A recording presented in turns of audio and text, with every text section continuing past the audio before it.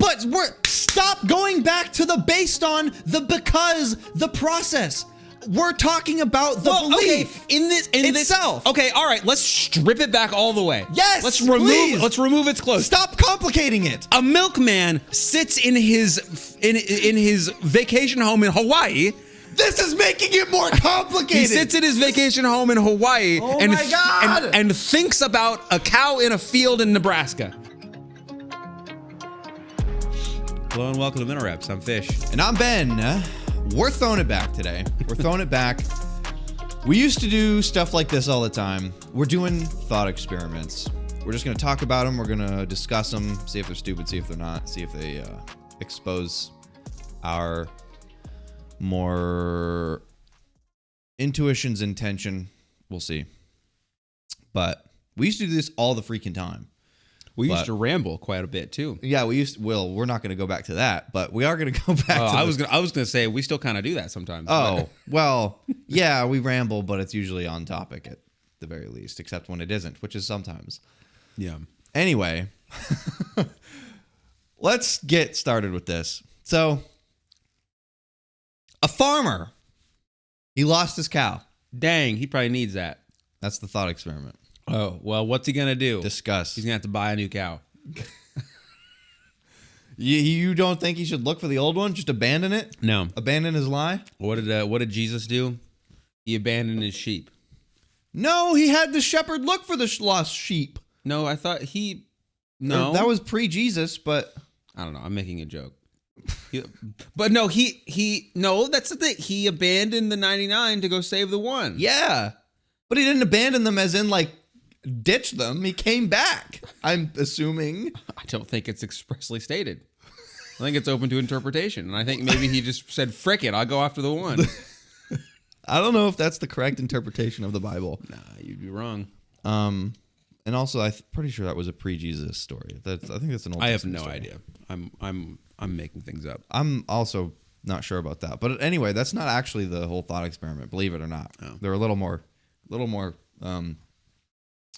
cooked up than that. So a farmer, he lost his cow, and he didn't abandon 99 to go find it, but he lost him. But a milkman, a man with milk, he said that on the way to this farmer, the milkman said he saw it in a field while passing by. What a G. So the milkman said he knew it was in a field.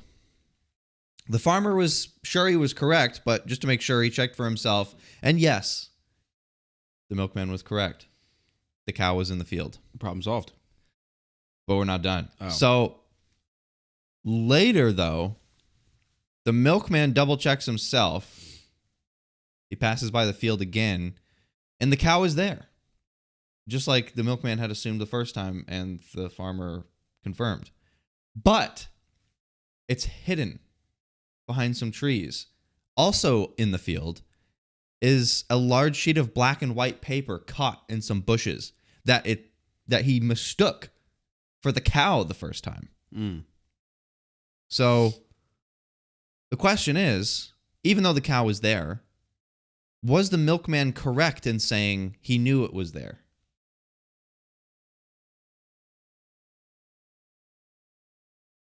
What are you getting at, though? So is he correct in saying he knew it was there? Yeah. So the question is being accidentally correct. Is that not knowledge? Knowing. Yeah. No. So you don't think he was... So even though he had the justified belief that the cow was there, because he had what he thought was good evidence, yeah, and he was correct about his belief, you would say he was incorrect in his knowledge. Well, but let me just lay this on you real quick. So with his imperfect knowledge, if the farmer had checked the field, his imperfect knowledge could lead to a correct or incorrect outcome. Right? But if he had perfect knowledge, the outcome would only be correct. Sure.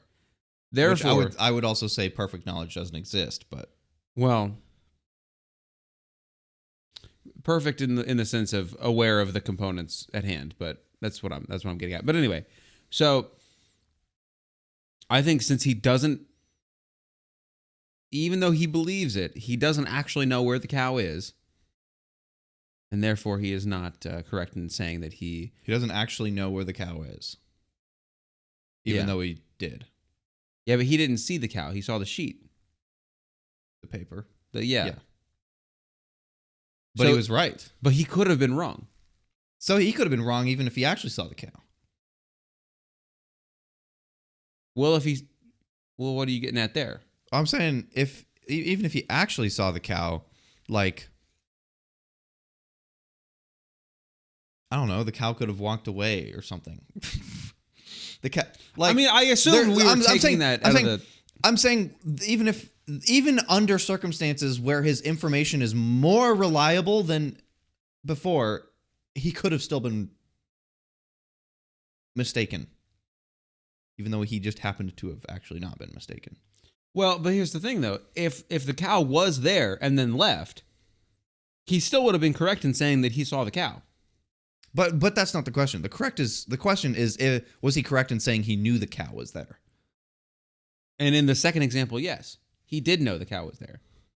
But it is so. But the second example, he had the exact same information as the first example, and the exact same beliefs.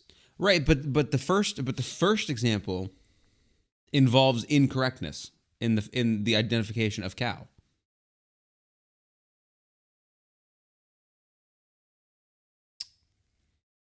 So even though the information that he received to make his judgment was faulty information, though ended up making his conclusion correct, you would still say he's incorrect. Yeah, And saying he knew the cow was there. I would say task failed successfully is what I would say.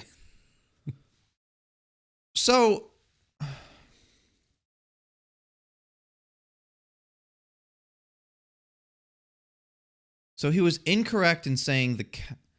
So you're saying he was incorrect in saying he knew the cow was there, even though the mental state and information he had and was in is identical to that if he had actually seen the cow. But he didn't know the cow was there. He didn't see the cow. He did know the cow was there. Because the cow was there. But he didn't know that. He was. But the thing is, he had. You're not gonna budge me on this. He had the exact same information had he had actually seen the cow.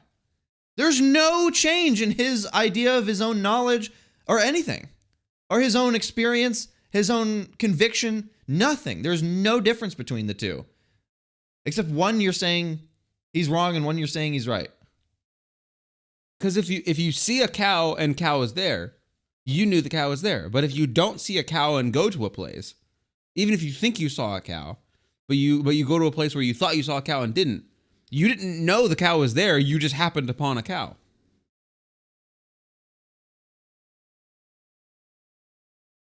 What? If you know the cow is at a place and then you go to the place, you knew the cow was there. If you mistakenly thought you saw a cow but didn't, and then the cow happens to be there, you just happened to find a cow in the place that you went. Well, sure, but this has nothing to do with going there. Has to No, do. Going there is the confirmation. Of course, of course that's relevant. Going there is the confirmation. The second time.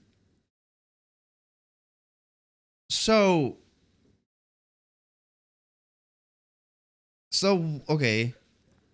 So what is if that isn't knowing the cow was there, then what is knowledge? If that's not knowledge, if that's incorrect, even though it was actually correct by happenstance, how does he be correct then? Because I don't think there is any such thing as perfect information. He could have seen what he also there is no situation in which he doesn't see what he thinks is a cow. Whether it's the actual cow or whether it's the paper, he's going to see what he thinks is a cow in both instances. Right, but the question is, did he see the cow or not? That's the question. And that is, and he maybe doesn't know, but that is a tangible circumstance, right? Did he see the cow or not? No, not to him it's not. No, but as far as did it happen or didn't it?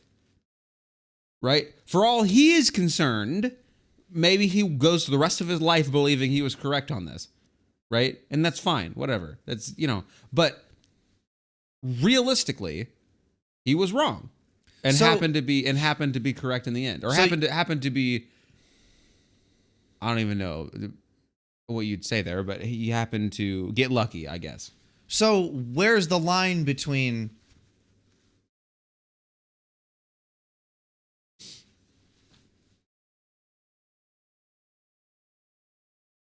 Where is it? I can't find it. So the only way that you think somebody can have knowledge of something is to know it. Is to know it truly. When you that is taking the example here and just totally tossing it away. That's the important part. Know it truly. That's what we're trying to dig into here. So right. Did you see cow or did you not see the cow? That's what I was getting to before you rudely interrupted with your unhelpful assertion. So the only way you think actual knowledge is true, like genuine knowledge, is it has nothing to do with the individual. Well, maybe it has something to do with the individual. That's a separate question and their own beliefs. But if that individual sees the real thing of whatever they're trying to gain knowledge over. Well, let's talk about math a minute. We did this last time. So we've had enough of this. If somebody does a math problem completely wrong, but they end up with the right answer, you wouldn't understand. You wouldn't say that they understood the math problem. You would say they happened upon the correct answer. You wouldn't say they get it, right? You would say, well, now, I assume you're baking into this that they believe they took the right steps to get the answer. Sure, yeah. Well, that's not a sure. That's the entire point of this thought. Okay, well then let's say yes. Okay. So you give them a math problem, they do it completely wrong, and I don't mean wrong as in like it's just a different method. I'm saying like they did it wrong. They don't understand how the math works, but they think they do. And then somehow they come to the correct answer. You wouldn't be like, all right, Bob's your uncle, you've got it. You would say, no, let's rewind this. You maybe happened upon the correct answer, but you are not correct in saying you have knowledge of this. That's a good example, I think. That's a good... And it makes much more... It seems so much more concrete when you're talking about something like mathematics. I mean, hey, what's math but counting cows? What's math but counting one of them at least? So what do you think knowledge is? If it's not justified, true belief, what's a better definition of knowledge? Because he was justified in his belief, and his belief was true, but saying... Okay, but his belief wasn't true. Because his belief of the cow being in the field was true.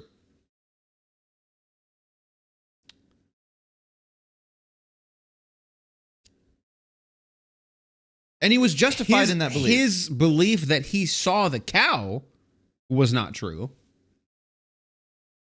But we're talking about the knowledge of the cow being in the field. His belief of the cow being in the field and the knowledge of that was true. He had justified and true belief of the knowledge of the cow being in the field. I would almost argue that he didn't have knowledge that the cow was in the field, right? Because he doesn't have, he believes he does. Okay, but that's not what I'm saying. Yes, that's the whole thing. Did he have knowledge or did he not? That's why I'm saying, what's a better definition of knowledge?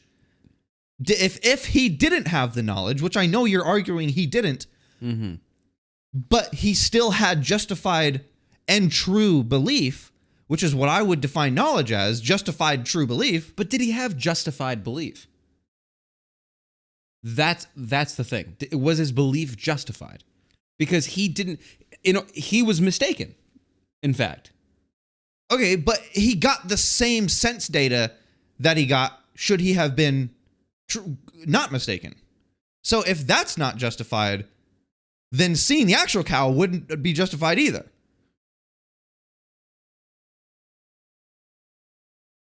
I think the dude's fricked. I mean. So you don't think even if he actually saw the cow, he wouldn't have justified true belief? Well, I think if we're in a position where we can doubt our senses, then nobody has perfect knowledge here. But what I'm saying is the mechanism of seeing not a cow and the mechanism of seeing a cow are different things, right? And he might not be able to differentiate for whatever reason. Well, let's say because the cow is too... We know our brain makes constructions of things we've seen in the past. Let's say it was too far away to where most of what he saw was a brain's construction of a cow. Yeah. Honestly, that happens every freaking day. Yeah. I noticed that. If something's slightly too far away, it's an amorphous blob. Start seeing cows. Yeah, exactly. Therefore, the sense data of it being a cow or not was exactly the same either way. Right, but if he didn't see the cow, he saw something that looked like a cow and then was, again, mistaken, but happened upon the correct answer. But is he justified in his belief? And if he's not justified because it was the same, it would have been the same sense data, if he's not justified with his mistaken perception, then he wouldn't be justified with the real perception either because they're the same. I would call this unverified evidence. Seeing the cow is unverified evidence. Seeing a cow, or seeing what looks like a cow, but you didn't get close enough to confirm. You didn't get close enough to confirm whether or not it was paper, right? You have unverified evidence. Now, does that warrant further, search? Yes. But what are we arguing about? Wait. What you think knowledge is. You don't think this guy had knowledge of the cow being in the field, which is fine. I don't think so. I don't. But I believe he had justified and true belief that the cow was in the field. What is true belief? His belief of the fact of the matter was in fact true. The cow was in the field. Okay, and he believed it was in the field. What is the difference between true belief? So, okay. Are we saying the belief is true? Or are we saying he believed in something and then the outcome happened to match up in the end? What's the difference? Because what he saw was not a cow. And like I said at the beginning of this, the cow could have easily not had been there and it had just been the paper. So he could have very easily not had true belief. Now, if we take the situation as a whole, but in the moment he saw the paper and believed it to be the cow, it could have just as easily been not true, right? So the belief couldn't be true because it is yet to be verified. And what is verification if not the same thing as what he did in the first place? Driving past it and looking again. How does that get you any closer? Because you know whether or not it's a paper or a cow. I'd say. So you think his belief was incorrect? His belief that the cow was there, because I know you've been saying it's the belief is where the cow is and not his knowledge of the cow. Yes, right? I know you're arguing for the side that he didn't have knowledge of the cow being there. Right. So I'm trying to differentiate. Yeah. So you're saying we are discussing the belief that the cow was in the field. That the cow was in the field. Given his flawed knowledge, he had justified belief to believe. It's like probable cause. It's probable cause, right? There was evidence to believe a thing, right? True or not. So maybe you could call that justified, right? There is enough evidence to warrant belief. But that doesn't make it true, as in true belief. It makes it maybe justified. What makes it true is if the belief happens to also be true, which it was. And if that sheet of paper was in fact the cow, he would be correct. But the sheet of paper he saw... No. He didn't think the sheet of paper was the cow. His belief was the cow was in the field. He would not all of a sudden be correct if he found only paper in the field. That's what I'm saying. That's what I'm saying. If he only saw the paper, then he did not... His belief warranted... It was justified, right? Enough evidence. But he was mistaken. And therefore, when they found the cow, that's a whole separate thing. A whole separate thing. No, it's not. It's the main thing. There is him seeing the paper cow, and that's one instance, and then happening upon the real cow in the same field is a separate problem entirely, right? Because he didn't see the real cow, he saw the paper cow. So his belief to be true, to call it true, is wrong, because he didn't. But he believed the cow was in the field. And the cow was in the field. How are you saying that that's wrong? Because he didn't know. But he had the exact same sense data as if he did. Okay. You're not. What do you mean? What you're clearly doing right now is you are not listening to me. No. You are saying he believed the cow was in the field. The cow was also in the field. And he was wrong about the cow being in the field. Make that make sense.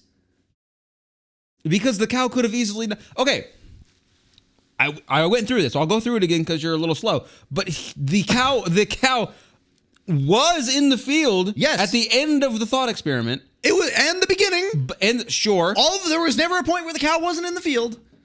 But at the moment the man saw the sheet of paper and believed that the cow was in the field on the evidence that the sheet of paper was the cow... Because that's part of it. You can't deny that. But it's the exact same evidence had it been a real cow.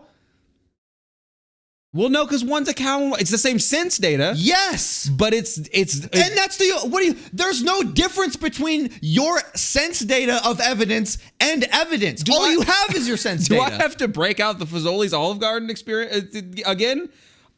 I mean, is the But we're not talking about... The paper cow is Fazoli's. And go watch that episode. I don't know how long ago it was. Actually, don't watch it. It's you're gonna lose your mind. But the paper cow is Fazoli's, and the real cow is Olive Garden. This is okay. Stop making this comparison. This is not the same. We're not talking about an experience or what objective reality was. We're talking about this guy's correct or incorrect knowledge. Okay. He saw there is whether he saw a real cow or the paper cow. Him driving past a lot is exactly the same either way.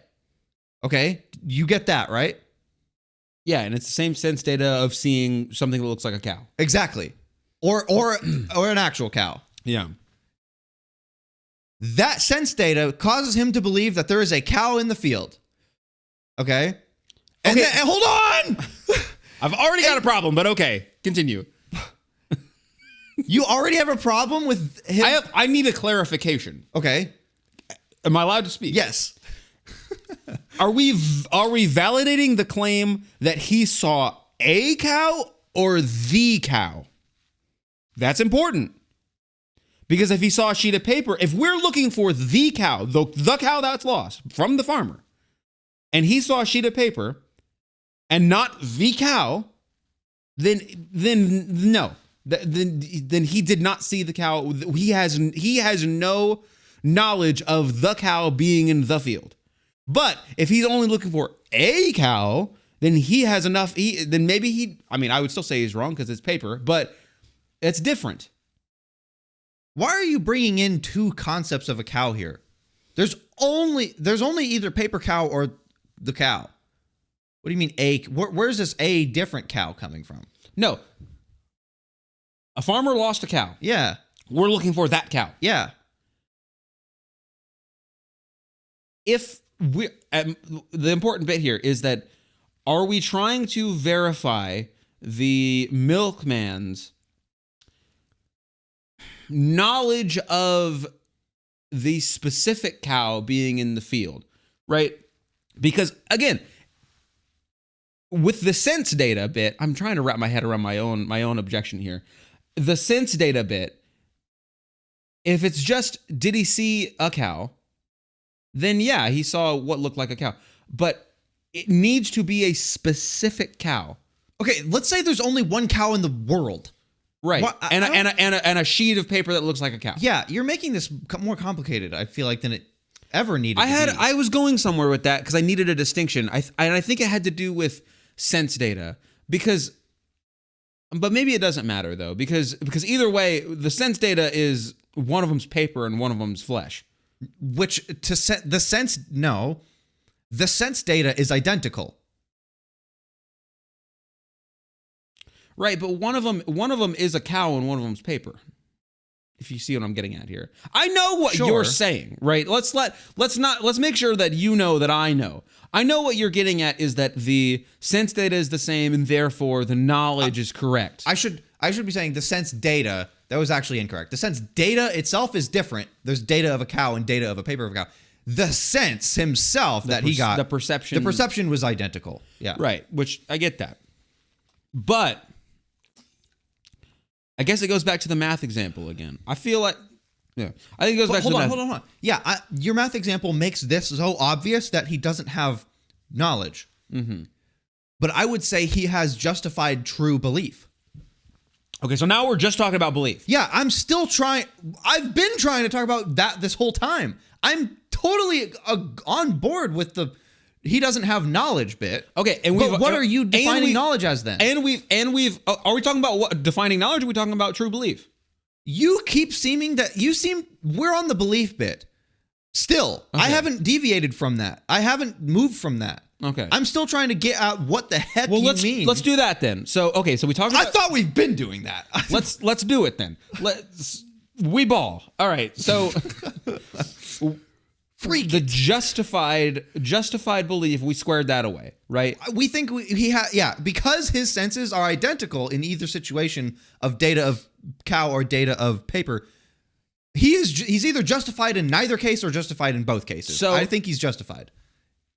Another way to say true belief is belief that is true, right? Yeah. So he believes the cow, yes, the cow that we're looking for, is in the field. Because that's the only cow we're talking about. Based on the information that he received from viewing the paper. Yes. Which to him would have been identical to the information had he received if it was the real cow. Is akin to saying that the student doing the math problem believes they understand the work because they achieve the correct answer. That belief is false. But here's the thing. We're talking about the math student now believes that the answer is whatever he got, which was correct. We're not talking about the process here. They believe that the answer is correct because of the work that they did, which is wrong. And we're talking about if the answer is correct here. We're not talking about the because right now. No, the true belief, right? Yeah. And the belief that the answer is correct. Based on faulty evidence. But stop going back to the based on, the because, the process. We're talking about the belief in itself. Okay, all right, let's strip it back all the way. Yes, let's remove its clothes. Stop complicating it. A milkman sits in his vacation home in Hawaii. This is making it more complicated. He sits in his vacation home in Hawaii and thinks about a cow in a field in Nebraska. And the cow's there. He had true belief. I guess. But I don't understand. Hold on. That's not helping anything. Stop making this more complicated. Jesus Christ. Okay, I'll map this onto the math problem because you're a little bit slow and you're not getting this. So the man believed the cow is in the field is analogous to the math student believes his answer is correct. And it's correct. We're not talking about how he got there. It was obviously wrong. His knowledge of how to get there, he thought he got there the right way. That got there wrong. We're not talking about any of that. We're talking about the belief at the end. Stop adding more to it. You know who you sound like right now? What? And this is an insult, by the way. You sound like Jerry Seinfeld. I don't know if you. I don't know who that is. Comedian from like the 80s. He had the show Seinfeld. He talks like, oh, he was Barry Benson in the B movie. You like jazz? I don't remember that. You don't watch movies. No. Anyway, this is unhelpful. You sound like a really annoying version But of Jerry do you Seinfeld. get what I'm getting at here? Yeah, so the math student believes his answer is correct. They are correct. And the thing that would prove it to be correct or not is we're throwing that out the window. It doesn't matter. That's not part of this right now. Doesn't matter. I'm trying to stay on the belief bit for now. I've been trying to stay on the belief bit for the past 10 minutes. We've got that he's justified behind us. Is the belief true? I'm really trying to narrow that, get on that, and you keep adding the how he got there bit. Maybe it's because I have a hard time accepting belief without any, I don't know, reason. We already got that he's justified, but we're throwing that out the window. That's gone, right? It's behind us. He is justified. We're again, the milkman drove by, didn't need to see anything, right? And he just believes there's a cow there, which is what I was exaggerating for the purposes of exaggeration, but that was what I was getting at with the vacation home in Hawaii, believing there's a cow in Nebraska. Analogous to if I believe there is a tomato across the street in the yard over there, and we go and look and there is. Yeah.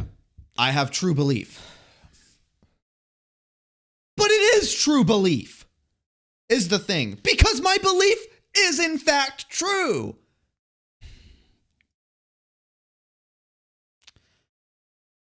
Okay, I'm on board if we strip out all the middle bit. I think when you add in the complications when you add in the complications of all the middle bit of the thought experiment, I begin to lose sight of belief being true whenever I know that the information is faulty. But if we're willing to disregard all of that, I'm on board. Well, here's the thing.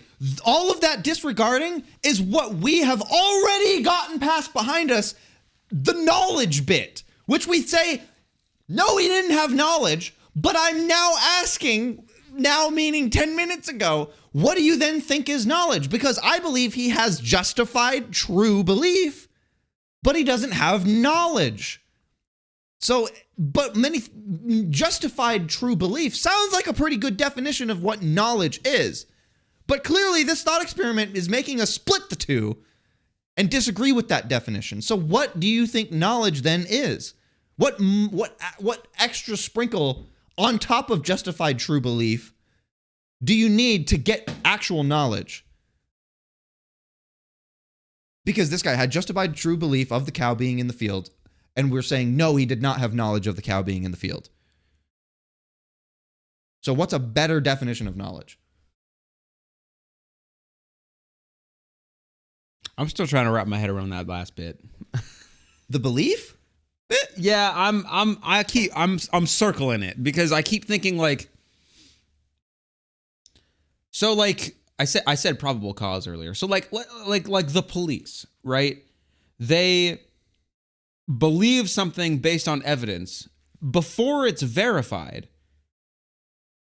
If a belief by the police force that they believe something else, they're going to a specific thing, and they find truth about something else in the same vicinity, you wouldn't say their belief is justified. I need to think of an example. This is way too complicated. This is too difficult to follow. I would need to think of an example, and I'm simply too slow. Okay, I'll try and make it simpler. Help me out here. If we're doing probable cause stuff here, so if somebody's doing an investigation of a murder. They think a guy murdered. They believe some guy murdered. Yeah. But the evidence they had is either non-existent or bad. Mm-hmm. But if the guy is actually the murderer, their belief is still true. In this case, we're going to say it's probably not justified. But their belief, if their belief is true, it is a true belief. Okay. Okay. Right now, if I believe that there is a plane parked directly on the other side of the world beneath me right now, if that belief does in fact happen to match with ontological reality, I have a true belief. It is a fact of the matter. I have a true belief as long as I actually believe it. Now that can be as unjustified, built on faulty, just wet sand as much as you like. And the belief can stop being true like that if the airplane moves. Mm-hmm. But it's a true belief. It is a true belief. My belief that I have matches on to reality, no matter how, whatever circumstance, unreliable, unjustified, built on nothing it is. It is a true belief. Mm-hmm. Yeah. Okay. I think I'm on board. I guess with the milkman and the farmer and the cow thought experiment, I feel this compulsion when recalling the belief status and the belief truthfulness of the milkman. I feel a compulsion to mention that his belief is based on faulty evidence. I don't know what that is. I suppose it's true because it becomes true, or it was true the entire time, kind of. But I don't know. I feel a compulsion to be like, but also he could have easily have been wrong. I don't know why. Which is, of course, obviously true, but we're not talking about that because he was right the whole time. Right. But he couldn't have been. He also had to say easily. So, okay, so knowledge, right? Yeah, so back to knowledge. Okay.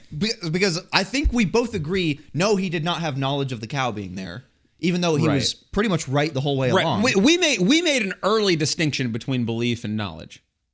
Right. That was that was early on. Right. So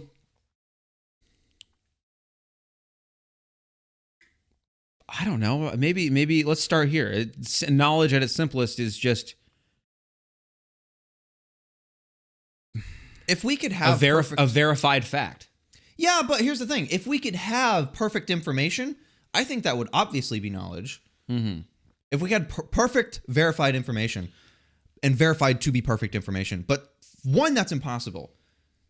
And two, there obviously seems to then be a line, some kind of blurred line between this guy seeing a cow, cow, quote unquote, and perfect information where knowledge is then achieved. Because we can't have perfect information. No. But so we can never perfectly verify our own beliefs. But so we can't set the bar that high. But we can set the bar a little higher than this guy's. Who saw it across the field and was just like, "That looks like a cow to me." We can set but the problem is, it seems like we're just kind of setting an arbitrary spot of where a certain amount of verification then equates to knowledge. But it's somewhere in between perfect knowledge and this guy seeing a cow. Reliable evidence. I mean, that's again a kind of a loose word. Right. That's also like a blurred. So reliably justified true belief. Yeah. Maybe. But even that's, who knows where that is either. Like, to modify the thought experiment a little bit, if he got out of his truck and he went into the field and he saw the cow, he went up to it, and maybe he saw the cow and he verified, I guess that's complicating it too much. He went up and he verified that it's at least a cow. Yeah. Right? Immediately it's more reliable evidence. Yeah. Did that move the needle, I guess, up to the knowledge realm? I mean, we're at least talking about a real cow.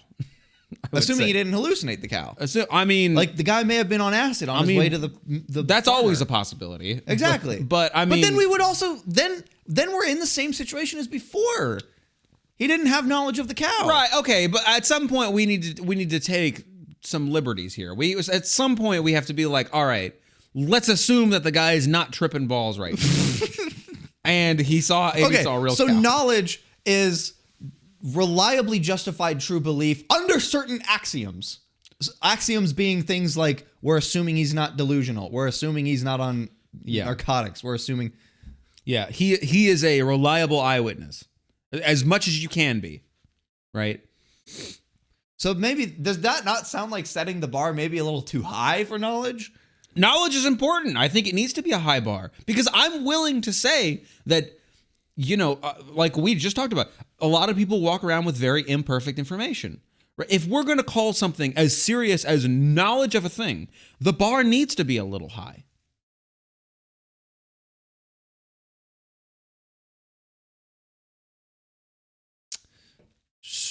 Yes, I agree.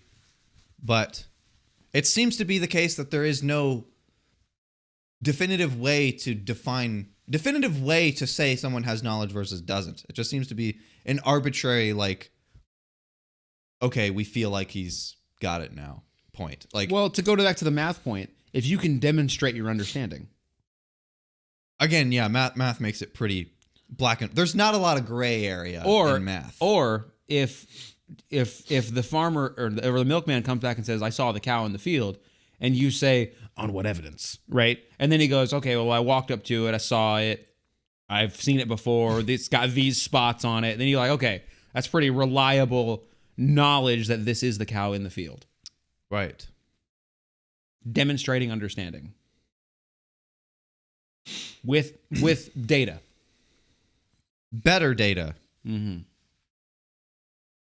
Data that is less likely to be faulty. Yeah. Or hallucinated or whatever. Okay. I think we've hit the proverbial nail on the proverbial head here. I think I'm with you on belief. I didn't like it, but I think I'm there. And I think we've set a pretty good definition on knowledge. Pretty good, if not blurry. Yeah. If there's anything we do on this show, we get results. Yeah, I guess. I guess you could say that. All right. That one took a freaking while. We got a few more. Holy crap, dude. All right. So this is about a heart transplant. So you are a doctor. You're a doctor in a hospital. I've been known to doctor.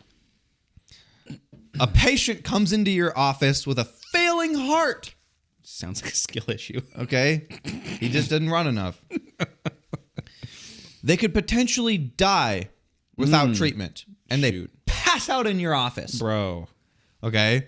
Luckily, you know that all is required is a simple surgery in which you can give your patient a synthetic heart and they will live. Okay.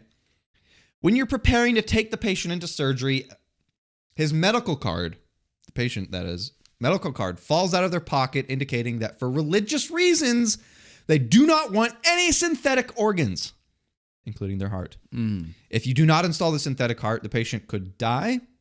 But if you do, you will be violating that patient's wishes. Do you perform the surgery? No. You don't do it? You let him die? No. I mean, this happens all the time, doesn't it? I mean, it depends on what country. It's like a DNR, do not resuscitate. If somebody says do not resuscitate, you don't resuscitate. You let them freaking die in a hospital. That's the thing. They put it depends on what country you're in. Well, I suppose in America. I'm just assuming this happens in America. Or I guess if we take out legality, then I think I would still not do it because I don't know, if somebody doesn't want it, they don't want it. And also, I mean, I guess maybe I'm bringing legality back into the situation, but I don't want to open myself up to a lawsuit if you get sued for keeping them alive. Yeah, because that could happen, right? Again, with DNRs, it's like well, the part of the reason with people don't want to do DNRs is that they are often very old anyway, and resuscitation can like break ribs and this stuff. guy's 30 years old.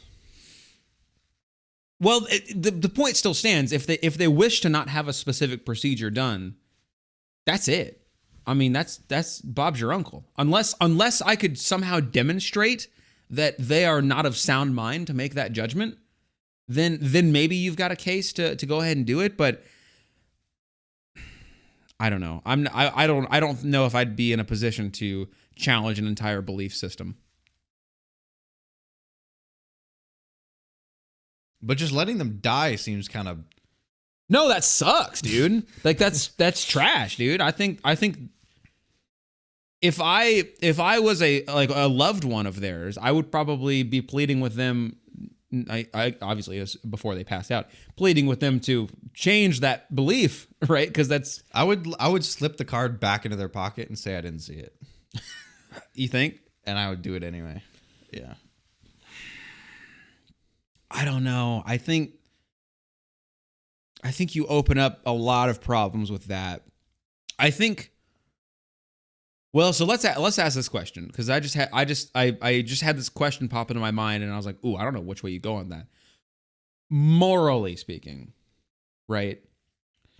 Is it the most moral thing to do to honor their wishes, religious or not? Let's take the fact that it's a religious belief out of the question. It's just they don't want this, right? And I assume, and am I safe to assume that that's what they want? Right. This is not just like they were indoctrinated into something and they don't really care. And like, yes, this is a genuine belief. A genuine belief / want. So, okay. So honoring their wishes versus saving their life. Yeah. Right. What is the most moral thing to do? The obvious thing to say is, well, you want to save their life.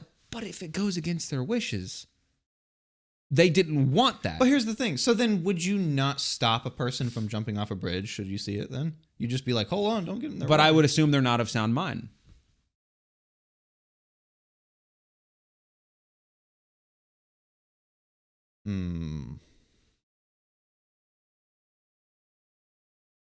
But if they showed me a card that said, hey, my religion permits me to jump off bridges, then hey.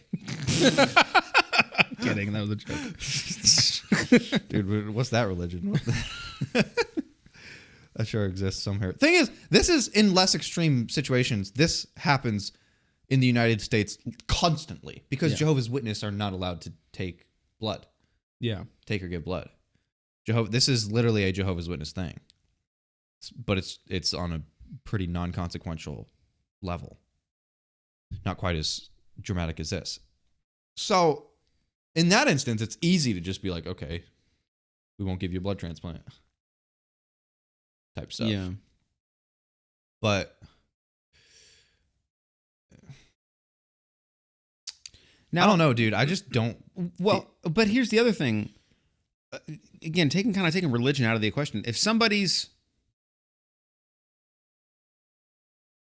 elderly, I know this guy isn't, but let's say somebody's old and they're on life support, right? And they just tell you, you know what? Take me off life support. I'm good. This is just euthanasia. Right. Which I think I'm pro. Yeah, I was just going to say, I think I'm pro that, the killing of people, right? I'm good with it. Clip that. I'd almost say I'm also, this is going to be a wild take, and I haven't really thought too much through this, so chat, don't clip this. But I almost think I'm pro assisted suicide as well. I think if somebody, because here's the thing, if they're going to do it to themselves anyway, I would say like, it's an option for people. We're going to get counselors in here. We're going to talk about it. So you're pro that only if they are of sound mind. Yeah, which good luck. Good luck on demonstrating somebody's of sound mind and also wanting to kill themselves. But I was going to say, dude, does that exist? Maybe. I don't know. I like the idea of offering that as like a cleaner solution and potentially a less painful and, in a clean environment and not, just in their basement or something. I don't know. I haven't thought that through very much. But anyway, I don't know where I land on that. That's a weird one. Suicide. That's a weird one. But anyway, I don't think we should be handing them out like candy. That's a little much. But given that, I think if somebody wanted Even if I would assume if somebody says I don't want a synthetic anything in my body, they are assuming the risk of death, and this is the consequence of that. But I would honor their wishes unless they at the last second said, "Oh, actually, never mind this," and then passed out. But I think the amount of people that at the last second, especially if it's a religious conviction, unless they're dang near radicals, I think a lot of people at the last second that realize they're about to die probably would be like, okay, I don't care. Yeah, but you don't know is the problem. That's true. And if their religious belief forbids them for whatever stupid reason to not have a synthetic organ, then they're going to, I don't know, whatever hell in their religion. I don't know what the religion is, but you know what I'm saying? Like you could mess up somebody's life in their own head, you know, if they go through with this, right? Against their will. Now, in my personal worldview, are they better off being saved? Yeah. But they don't. But we're clearly not in agreement, though. Maybe me maybe me trying to just slip this back into their pants and slip the card back into their pant pocket, to be more specific. That's good. And doing the surgery anyway is more me imposing my own selfish desires onto them. I would say so. Yeah. I'm being selfish. That's bizarre. You ever it's been a while since I've brought up Pixar movies. You've seen The Incredibles, I know. Yeah. In the opening sequence, Mr. Incredible saves a man from killing himself, jumping off a building. Yeah, and he gets pissed. And he gets pissed, and they go to the courtroom, and he says, "You didn't save my life. You ruined my death." That's what he says. This is a kids' movie, by the way. Yeah, I know. The Incredibles kind of put some real life situations. But that's kind of what I think about this. Like, this person wakes up and they haven't, you know, maybe they're grateful, right? Maybe. But also maybe they go just like that. You know, you violated, you are forcing me to violate the terms of my religion. And they can't reverse that unless they kill themselves. You know, like you can't put their bad heart back in. They're now permanently tainted from their own worldview.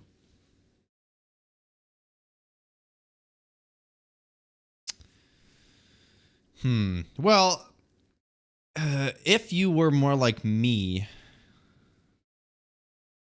then this next one would be a little bit more split. But I know what the answer for you is going to be here. So there's a child variation of this. So same situation, except the patient is a child, and the parents of the child say they don't want the transplant. Do you do it anyway? Freaking the parents say they don't want it. Yeah, I'm probably doing it. Yeah, frick them, dude. Yeah, frick the parents. I'm probably also calling Child Protective Services on them and being like, "What are you talking about?" Because then it admits not the child's decision to I should say it wasn't the child's decision to not accept a transplant. We're assuming. Yeah, and even if it was the child's decision, they don't have probably a developed enough brain to be making permanent decisions one way or the other. Frick the parents, the kid's getting a transplant. But who's to say that we're more authoritative in that situation? Who's to say we have the right to do that? Well, I would say we don't have the authority to do that. But what I would say is, in this thought experiment, we do have the authority. Like, we can do it if we want. But do you mean the right? Are we justified in asserting authority or whatever? Are we justified in asserting our own authority? I would probably, assuming this is like the real world, I'd probably appeal to a higher power. Not God, but, you know, higher than me, less as high than God. You know what I'm saying? I'm going to pray on it. Some middle ground. No, I would probably go to, like, if I work at a hospital, like the board, or I would go to, like I said, Child Protective Services. I'd be like, all right, this is what's going on. I think these people are freaking nuts. What do you think? But if we're taking all of that out of the equation, I think I still do it. and just deal with the consequences. I'd do it without even thinking twice. Barely even thinking once. I would do it. Yeah. I don't give a rat's ass about the parents. Yeah. I mean, I would if they said that, I would follow up with like, why? Why do you feel? And then if they were, and then I'd be like, okay, and then I would make them understand the consequences. Your child will die, and you're cool with that. And then they say, oh yeah, we're cool with that. And then I'd be like, okay, you're unfit parents. I'm doing it. I would make them admit that they're cool with their kid dying, and then I'd be like, all right, you're stupid, and then do it anyway. So what if the child is 18, and the child is of the same conviction of the individual adult situation, but also the parents are saying the same thing too. So the child also wants no synthetic organs. Child being barely 18. I think you need to establish when someone's an adult at some point in time. And in America, that's 18. And I'd go back to the original example. So now you would let them die I think so. because they're 18. I don't like that. I say I'm a big not fan of that. But if I'm a big not fan of letting the 30-year-old die either. No, I'm not a big fan of that either. I'm just saying at some point you got to draw a line and do accordance to, because not only with the 18-year-old, not only do you bring in the fact that they're a legal adult, but you also bring in the fact that verified they want it. And their parents. Well, Everybody wants this kid to die. That doesn't. The parents don't matter in the 18-year-old. They could be dead and gone for all I care. The 18-year-old, the 18-year-old wants it, and they're a legal adult. Bob's your uncle. Kill him. You know what I'm saying? Yeah, I don't know. And I don't like it. I think I would do it. I would think I would do the surgery in all instances. I just think I would try and find a way around. You know what? Maybe I get sued in the first instance. I think that's the, well, I want to say I think that's the most noble of answers, but again, Maybe I think I'm being selfish here. I think maybe you're being selfish in some roundabout way. I know it doesn't make any sense. In a roundabout way, you're being selfish. That's insane. Okay, well, we'll move on to the next one. That one's a little sticky. I think, honestly, that one could be quite divisive. If by only evidence for that is just the fact that you and I would have done different things, I think alone. I think there's a lot of people that would be like, frick with all of their beliefs, I'm doing it. But especially people that aren't sympathetic to religion. Yeah. I think especially would completely ignore it. All right. So we've got, let's see, we'll only do a couple more. We don't need to do all of these. This one's a quick one.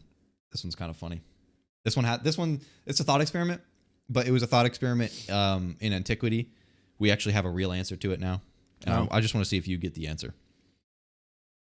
So there's a philosopher named Xeno who thought of some thought experiments in regards to infinities in the real world and how infinities map onto the real world before calculus was invented. So he didn't know, but he had some good thought experiments. So Xeno's Traveler. You're on a path. You're walking down a walking path, and you pass by a mumbling guy sitting on the side of the road. He's mumbling to himself. All right. This traveler, you ask him what's wrong, and he tells you. He says, I've already traveled halfway to my destination. I'm already halfway there. But if I keep moving, I will first have to travel half of the remaining distance from here to the end. And then I will have to travel half of that distance. And then after that, I will travel half of that onto infinity. And I will never reach my destination. What do you say to this guy? You're going to get pretty dang close. Hey, but it's infinite. You'll never get there. Oh, I guess that's true. You can't go an infinite amount of halfway there's. You can't cross an infinity in real life, can right, you? but if you always move by a half, you always inch closer to something. you always inch closer to your destination, Right. You get but you never get there. Because you have no matter how many halfways you've gone, you have an infinite more halfways ahead of you. If I, from here to that door, Yeah. let's say I start walking to the door, obviously there's a halfway point right about there. Let's say the very instant I reach that halfway point, it sets a new sort of now and halfway point, which would be 3/4 of the way to the door from here. Mm-hmm. And as soon as I hit that, there's a new halfway point. Yeah. Onto infinity. So how do I ever get to the door? You don't. I never get there. Yeah. I mean, how does this, the math works out. There really is an infinite amount of halfway distances. that's what I'm saying. So how does this make any sense? Unless there's trickery going on here, I think you never get there. You just never get there, right? Yeah. So you wouldn't have good news for this traveler. No, I'd be like, like I said, I think you get pretty close, but Yeah, you're not going to get there. Yeah. Well, that's true. Well, this thought experiment was thought of before Newton and Leibniz invented calculus to apply the mathematics of infinities to our real world. Because there's an answer to this. The math works out, and the thought experiment seems to make sense, yet we get to where we're trying to go. So what's going on there?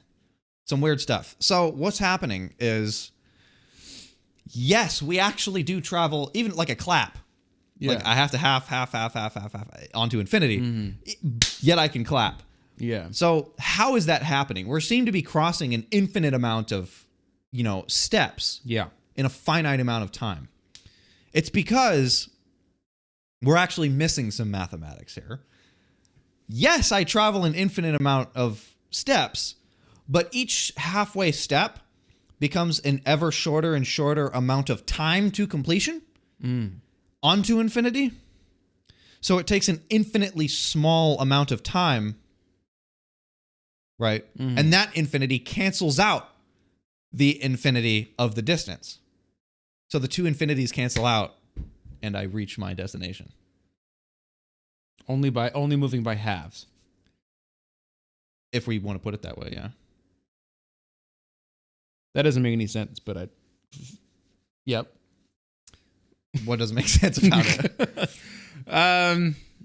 Infinities cancel out. Yeah. I guess I haven't spent much time with the mathematics of infinities, I guess. Well, they sort of, cancel out may not even be the right word here, but you travel an infinite amount of distance, quote unquote. An infinite amount of halfways there is between. But if it happens fast enough, then exactly the time it takes to get to the end of those infinities also becomes an infinitely short amount of time. Right, but I thought the distance is infinite, so there is no end. So if you can have an infinite amount of time going an infinite amount of distance, you're never going to get there. If you have an infinite short amount of time, yeah, you do. You can travel infinites in finite time. So how far is an infinite?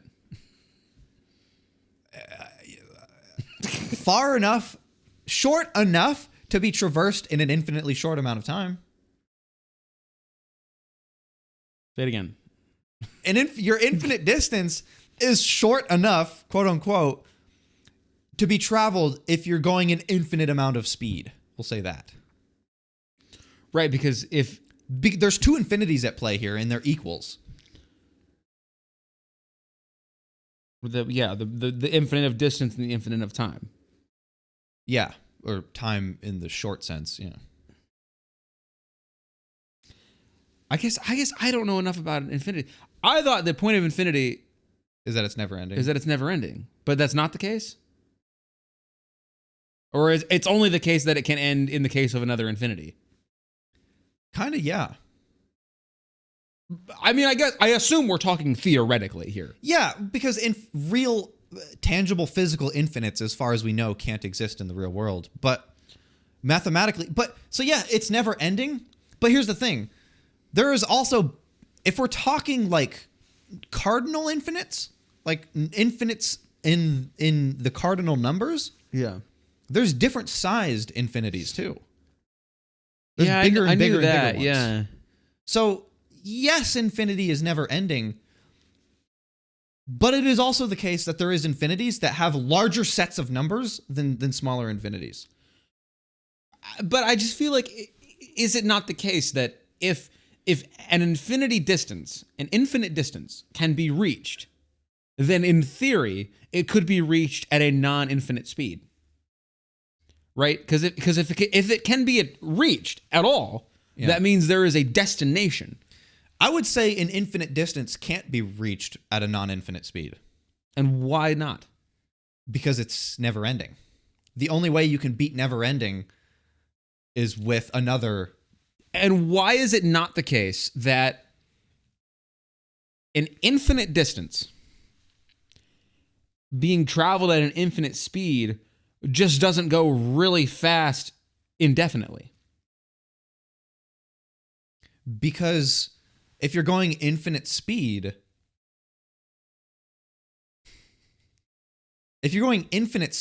no matter your destination, you're going to be there in literally zero time. Because your speed, if your speed is infinite, then no matter how, if there is a finite time that it takes you to get from point A to point B, then you're not going as fast as you could be. Meaning you could go faster, meaning you're not going at infinite speed. Right, but the destination the end goal implies a destination, a cardinal space, right? A physical space.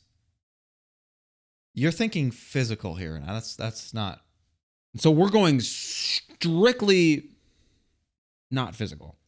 Well, a physical infinity, as far as we know, can't exist. Well, I know that, but we're talking about distances, which is in and of itself. If we're going theoretically, then sure. But even theoretically, I would say that if we're saying that at an infinite speed you will reach this destination that cannot be reached,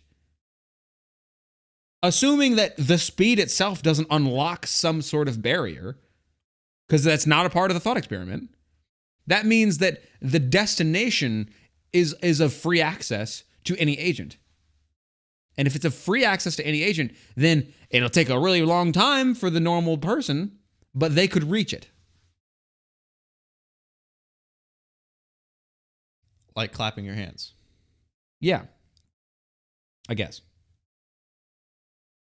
So you're saying if we're trying to travel an infinite distance, if it is in fact travelable, it means there's an endpoint, meaning it could be traveled by somebody who's not going at infinite speed, no matter how many infinite years it takes. Right, because the infinite speed isn't doing anything for us other than getting us there significantly faster. Right? It's not about like some speed barrier or anything. So you're saying if we to apply this back to the original experiment, to clap, even though I have an infinite amount of halfway distances to cover, if it were not the case that it took an ever and ever and ever shorter amount of time to cover that distance onto infinity, to cancel that out, you would say just because there is an endpoint that exists, it could in fact in principle be completed by somebody who doesn't have this luxury of ever shortening amount of time. Yeah. To cancel each other out. If an endpoint just exists, simply because there's an endpoint. Right. I mean, traveling by halves kind of confuses this, because it's like can there be an endpoint with only half markers? Yeah. But if to simplify it, if there is an endpoint, any free agent can reach it at any speed, theoretically. Assuming infinite time. Yeah, because I mean, if you die, you're dead, right? Right. Well, I would say I think I agree with that as long as we're giving them infinite time, because that's just another infinity that cancels it out.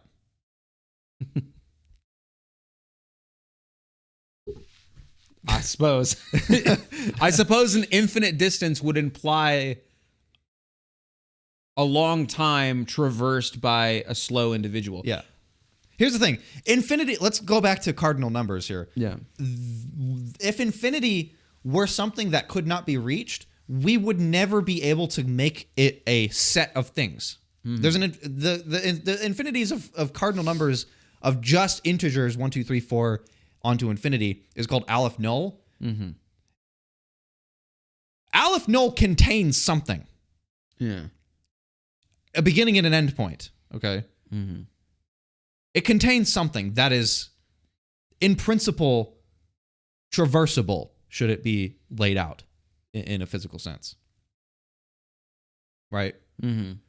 But it's still an infinity. It is the set of all possible numbers. And when we say that, there is no such thing as a possible number that can't have one added to it. Yeah. That's what infinity is. Right. So that's why this gets weird. There is an end point. There is a even saying that it maybe is incorrect terminology, but infinities can be completed. Yeah. And if that weren't the case, one, there couldn't be bigger sets of infinities. That wouldn't be possible, but it is. And it's mathematically proven. Right? Mm-hmm. And if we're applying mathematics to motion, which is literally what calculus is, it's the math of motion, like a infinite amount of halfway distances between point A and point B, there has to be a sort of conclusion. Whether that's achieved by an infinitely short amount of time to cancel it out, or an infinite amount of long time to cover the distance, there has to be some sort of canceling out going on here. Mm-hmm. Or else we'd never be able to, move. So I guess to wrap that up, I guess my response to Xeno's Traveler would be, what are you saying to this guy? You better live forever or get real fast. You better either live forever. Well, you don't need to get real fast because the time that it takes to travel the distance becomes infinitely short. Well, that's what I'm saying. He is traveling an infinite distance. Yeah. So he either needs to get there with an infinite amount of time or get there really fast. Yeah, get there with an infinite amount of speed. Right. And we have access to our repertoire basically an infinite amount of speed because we're traveling the distance in an infinitely short amount of time. Anyway, yeah, that gets weird. That's imagine thinking of this thought experiment without knowing like Newton's laws and stuff and mathematics and calculus.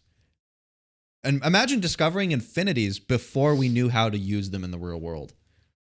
How do you solve this? How do you tell that? Because it makes sense. Like, how the hell am I traveling an infinite amount of halfways? How is that making any sense? It doesn't. Another one was Xeno's. Another one of Xeno's thought experiments was a guy racing a turtle. So because he's a guy and he's racing a turtle, he lets the turtle get a head start. Mm-hmm.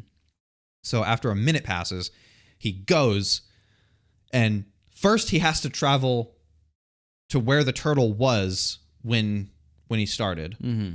And that takes a finite amount of time. Yeah. And he gets there, but in that amount of time, the turtle has moved a little bit further up. Yeah. So now he has to cover that distance, that shorter amount of distance. Dude, and in that time, the turtle moves just a little bit further up. And then so he has to now cover that distance onto infinity. I think this dude's really slow. So he never passes the turtle. This dude's slow as frig. But you see where this doesn't seem to make any sense. Yeah. Unless you have more infinities to cancel each other out. So yeah, that one's kind of fun. Xeno, I think, he was a philosopher in antiquity that I think was kind of hated because no one knew what to do with this. Yeah. Which is kind of funny. All right, let's go on to, we'll do one more. All right, let's get to Mary's room. What are we doing in Mary's room? We're not in Mary's room. Only Mary's in Mary's room. Dang it. So Mary is a scientist. Okay. She lives inside of a room and has always lived inside of this room with no red. There is no red. She's never seen red. But she studies all her life and knows everything there is to know about red. Okay. She knows its exact wavelength, all the different spectrums of it, violet. Never seen a picture, though? Never seen the color red. Mm-hmm. Never actually seen it. But she knows more about red than anybody ever. Okay, she's read up on it. She's read up on this color. She's red. So one day she steps outside her room and sees red for the first time ever. Mm-hmm. Does she learn anything new? Gut reaction, yes. What could she have possibly She learned? has taken in new sense data of us around the color red. So if like natural, or if materialism is true, then that wouldn't make sense, do you think? Because she learned every material thing there is to know about red possible, yet she still learned something new just from the experience. What? But she can't picture red. You know what I'm saying? Like in her mind. So to see red is to be able to picture red. She has learned the visual of red.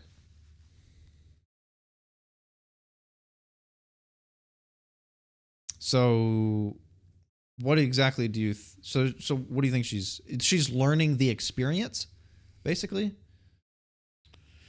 Do you think, and if that's the case, do you think that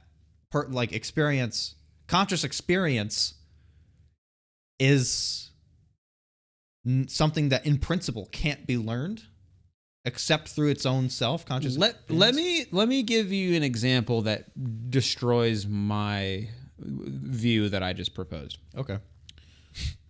For free. Oh. Wouldn't charge you a dime for this one. I guess imagine if I had never seen a movie, but I've read the script and I know all the actors and I know all this, but I've never seen the movie. And I know all the plot points. And then I watch the movie. Have I learned anything new about this movie, having now seen it? Even though I knew every aspect of it just without having seen it. And I think maybe in that instance, I'd say no. Yeah, my intuition says I don't. Same thing with like a painting or something. Like if you know everything about it, but you've never seen it. I think a painting is more analogous to the color bit. If you've heard about it, if you've read about it, if you've met the painter, if you've and he's described it to you, yeah, he's described every detail of it. Because a lot of painting, a lot of appreciating painting is about the emotion of the painter. So let's say you met the painter, they explain to you the emotion behind each stroke, even. Yeah, and they describe from top to bottom what the painting is in every detail. And I still feel like they would learn something new should they then see the painting. Well, but the question for the thought experiment is, what are they learning new? What are they learning originally? Also, we need to isolate what they don't know. Right? Right. What knowledge gap is being filled by the experience? And sight's the only thing. Right? If you can call that knowledge, it's perception, right? But so experience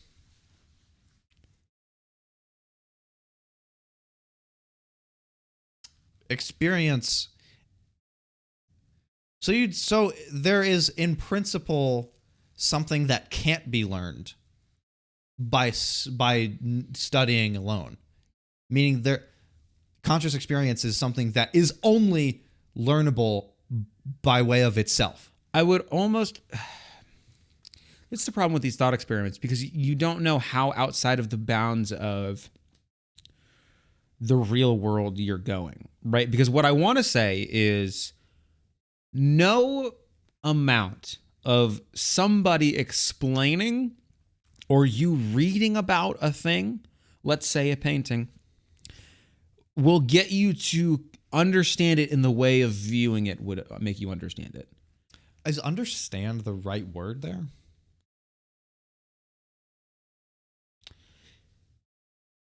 Have complete knowledge or complete, I would say understanding, maybe.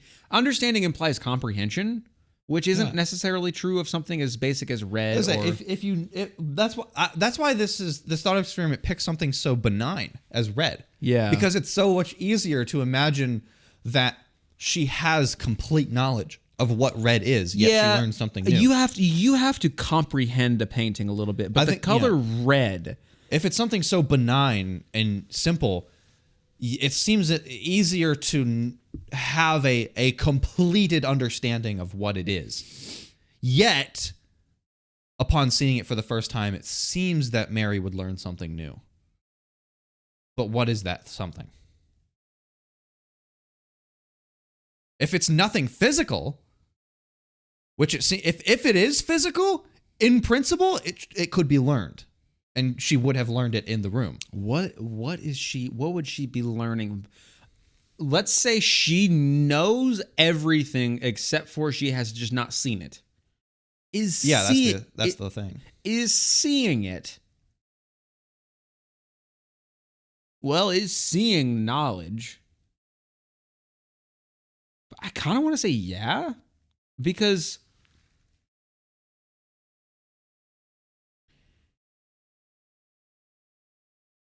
I'm gonna go back to the word understanding. I feel like if you know everything there is to know about anything, but let's say red, but you haven't seen it, seeing it gives you a better total understanding of what red is. But saying understanding implies there is something that she doesn't understand. What is that thing? What it looks like.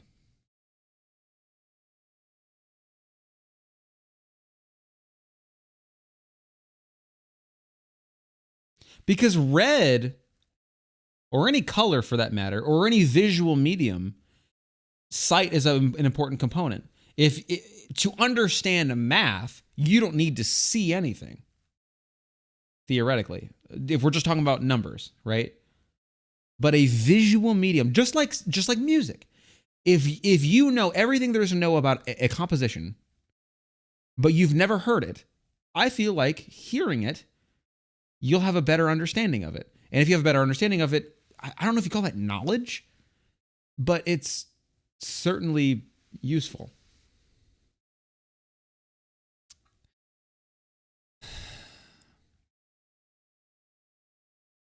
Useful?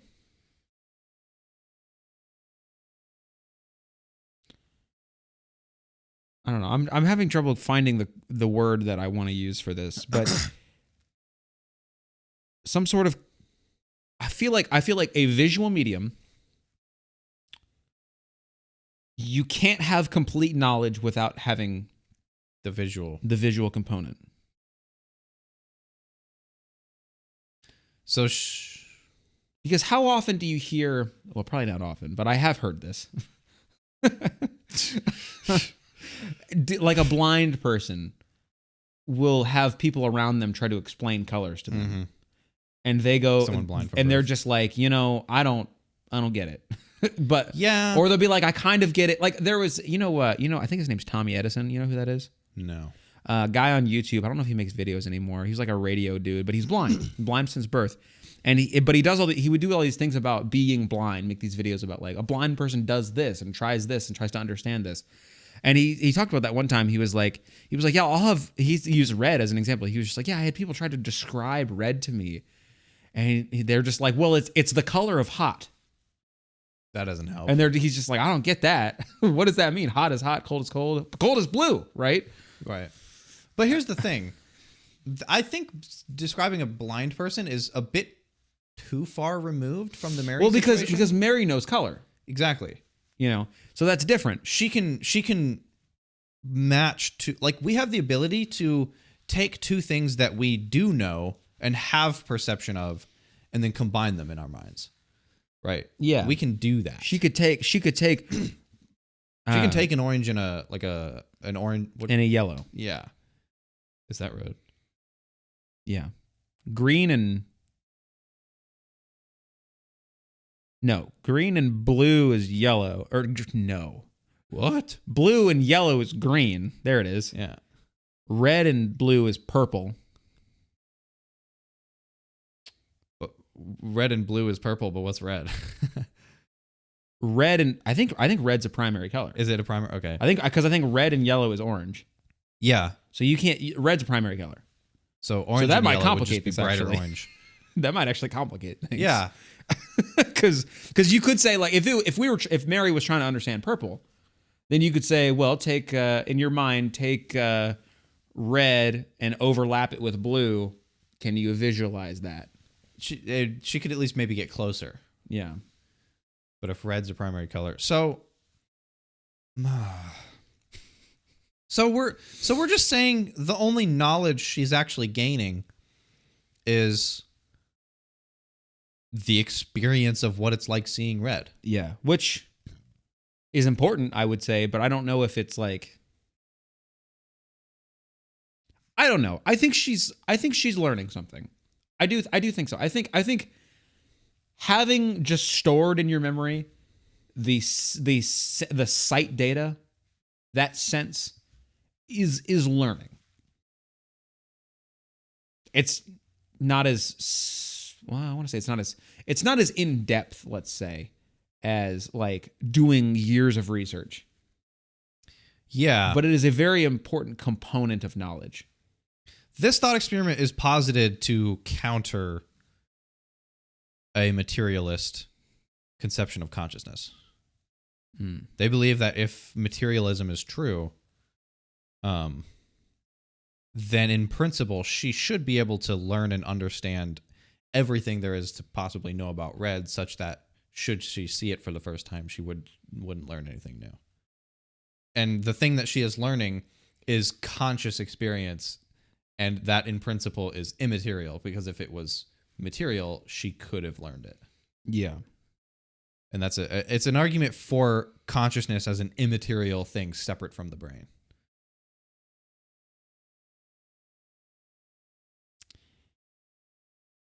I don't know if it's right to say that seeing something for the first time is knowledge, but it feels like it should be, I guess. Well, the way I think I see it is, I don't find this persuasive in a consciousness as immaterial argument, even though I'm not even against that as an idea. For all I know, like, consciousness is something that we just understand so poorly that like I don't really know where I would land on this. Largely, I'm a naturalist, right? But if consciousness is immaterial, so be it, or panpsychism or whatever. But the way I see it is, having a conscious experience of something means neurons fire in a certain type of way. Mm-hmm. And no matter how much reading up on a given thing you do, it's not going to fire the neurons in that way should you have actually seen it. So the neurons firing in that way is going to be a new experience, no matter what. Yeah, it's almost like, to put it basically, it's almost like what you're learning is what it feels like to experience it. Exactly, yeah. And if you could be put into a machine that fired those neurons of experiencing red forcefully without you actually seeing red, mm-hmm. and then you go out and see red, then I don't think you would be learning anything new. Yeah, you've essentially done it. Yeah. So I think materialism can still be true. Yeah. And this thought experiment also valid. Yeah. Okay. Well, yeah. I had a few more thought experiments that we were going to go through here. We took a little, but we too took much time. way too long on the cow one. We took like 30 minutes to get through that. So we're going to leave it there. These are fun. Just riff-raffing on basically nonsense. We'll bring this kind of format back every now and then, I think. I think we should do this a little more often because they're fun, and frankly speaking, they're easy to do. They're very easy to prepare. So